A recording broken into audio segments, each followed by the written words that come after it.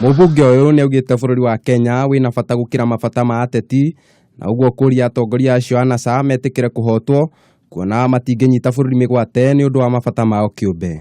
There are many ways to look at these issues. What I would urge and I will ask every Kenyan at this hour, let's try to lower our temperatures, our emotions, because it will not help us. We need to remain as a country, we need to remain peaceful, we need to be very clear that Kenya must remain one.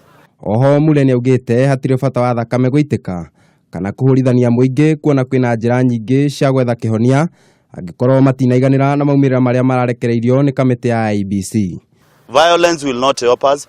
Violence will not change any vote. Violence will not help any of the grieved, angered people. So it is a matter of principle that we call for a lot of peace within the country.